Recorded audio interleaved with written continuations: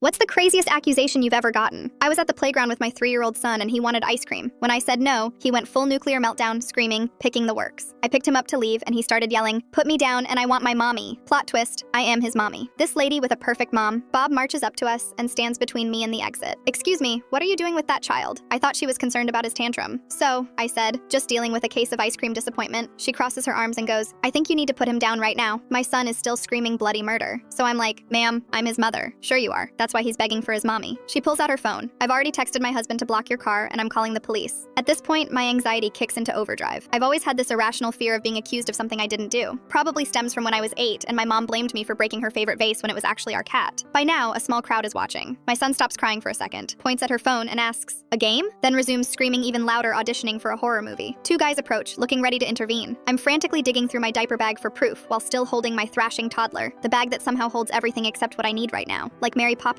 purse, but with more granola bar crumbs and uncapped markers. The woman yells, "She's kidnapping this child!" And now everyone's staring. A police car that happened to be driving by pulls into the parking lot because of course there's a cop driving by at this exact moment. My luck hasn't been this bad since I wore white to my period surprise party. My son, sensing my distress, decides to smack me right in the face and yell, "Bad, want ice cream. Thanks for the support, kid." I finally find my wallet and pull out our mother-son pass from the zoo with our picture. The officer walks over and the woman immediately starts telling him I'm abducting a child. She's using hand gestures like she's directing air traffic, pointing between me and my son like she's connecting invisible dots of criminal activity. Meanwhile, I'm standing there looking like a complete mess. Hair that hasn't seen shampoo in 3 days. Shirt decorated with what might be applesauce or possibly snot. The dark circles under my eyes that have been there since labor. My son chooses this exact moment to stop crying, looks at the cops at me and says clear as day, "That's my mommy. She's mean. No ice cream." The officer tries not to laugh, while Patricia, turns red like tomato that's been sitting in the sun red. The crowd disperses, looking disappointed. There's no drama. They wanted a Law & Order episode and got a canceled sitcom instead. The lady just walks away without apologizing. Not even a my bad or an awkward smile. Nothing. Just straightens her cardigan and power walks to her minivan like she didn't just try to have me arrested. The cop asks if I'm okay and I'm trying not to cry from the stress. I've been holding it together through diaper blowouts, sleep regressions, and finding Cheerios in my bra, but this might be what breaks me. My voice does that weird wobble thing as I mutter, "Yeah, fine. Just another Tuesday, right?" He offers my son a sticker from his pocket and whispers to me, "For what it's worth, my kids call my wife mean mommy all the time too." Last week, my daughter told her preschool teacher that mommy keeps her in a cage. He winks. It was a playpen. I laugh through what might be the beginning of tears, or possibly a nervous breakdown. My son, now completely calm and angelic looking, happily puts the police sticker on his forehead and says, "Ice cream now," because apparently nothing happened. The betrayal, the drama, the near arrest, all forgotten at the prospect of frozen sugar. And that's how I ended up buying my son ice cream after all.